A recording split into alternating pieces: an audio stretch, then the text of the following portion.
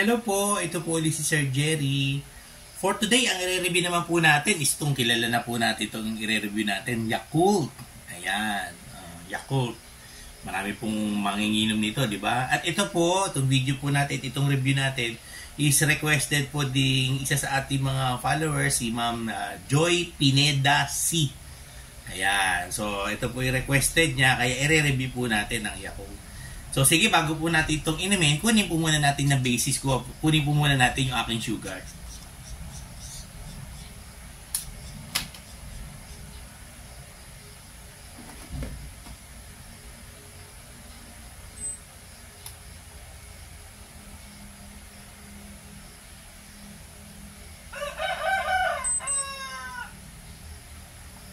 Ayan, ano? Ang ating pong sugar ngayon is 128. Okay, so yan po yung ating magiging basis, no? Bago po natin uminom ng Yakult. Sige, inumin po natin to, no? Konti lang naman po ito eh, di ba, no? So, pero tingnan po natin kung ano po magiging epekto nito sa ating sugar level. Sa basurahan ko.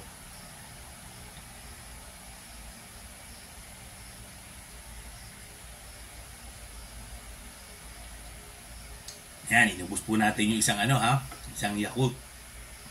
Sige. So, mamaya po, balik po tayo after 1 hour. Checkin ulit natin yung ating sugar. Okay, so habang naghihintay po tayo, baka gusto nyo pong may mabubuting puso po dyan na mag-donate po sa atin, ating glucose strips, tsaka lancet na magagamit po natin sa ating review. O kaya baka meron po kayong i-request na review. Tumatanggap po tayo ng donations to ating GCash sa 0967-190-0407. Ang name po natin is Jerry Ivan Gallardo. Doon lang po sa mga gustong mag-donate po para sa ating ikasasucess ng ating review channel dito po sa YouTube. Okay, yan po yung ating GCash number. 1 hour later. Okay, so lumipas na po yung 1 hour, no? After po natin uminom kanina ng Yakult.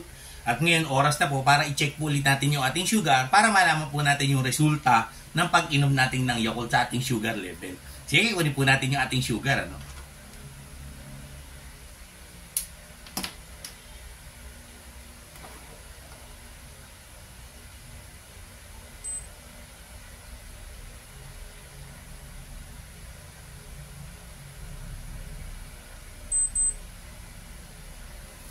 Ayun, ano?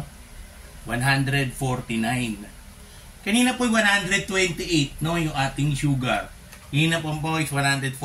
So tumaas po ng 21, no, yung ating sugar after po natin uminom ng Yakult.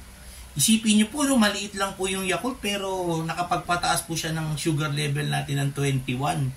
So ang review po natin sa Yakult is moderate, no, o kaya moderate to high kasi konti nga lang po yun eh. Sipin nyo po kung dinilawan nyo pa yung Yakult, di ba?